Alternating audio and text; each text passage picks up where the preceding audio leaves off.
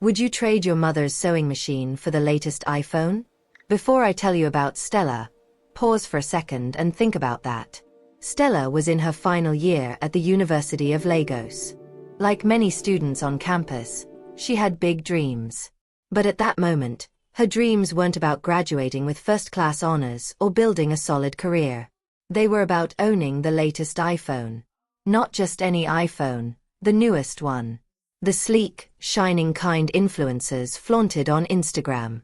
The kind that looked like it came with instant soft life energy.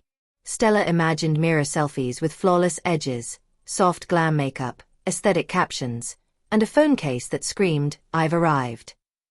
The problem. Stella was broke. Not, "I'll manage till next week," broke. She was counting coins to buy Gary.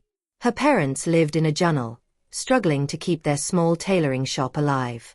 Every month, her mother sent just enough for food and transport. There was no room for luxury, certainly not for an expensive phone. But social media has a way of making lack feel like failure. Every time she opened Instagram, it seemed like everyone had upgraded. Classmates posed in cafes. They filmed TikToks. They posted productive day notes and airport selfies with matching AirPods. And slowly, what didn't matter began to matter.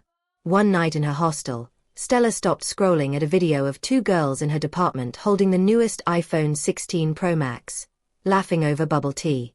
The caption read, "If you don't have this phone in 2025, what are you even doing with your life?" She glanced at her old Samsung with the cracked corner and sighed.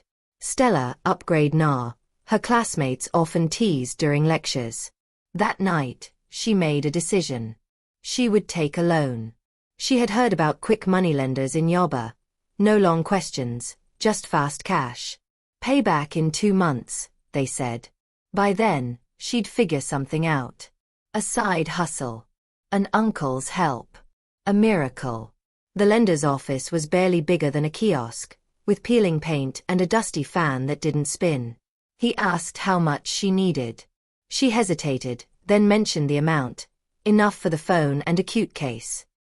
He handed her the money without blinking. After 1 month, interest doubles, he warned. Don't joke with me. She nodded. That evening, Stella held the iPhone like it was a newborn baby. She took selfies, shot videos, posted a "what's in my bag" clip. Within hours, her DMs were buzzing. Likes tripled. Followers increased. Girls who barely greeted her before now commented, "Soft babe, you've arrived."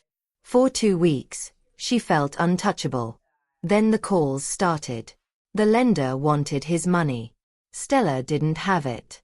She lied. "My parents are sending it soon." They weren't. One Friday evening, she traveled home to a jungle for the weekend. Her mother was outside their shop, sewing a school uniform on her old but reliable machine. Business had been slow, but that machine kept the family afloat.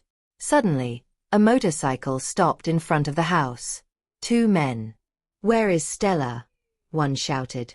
Her mother stepped forward, confused. "Yes. How can I help you?"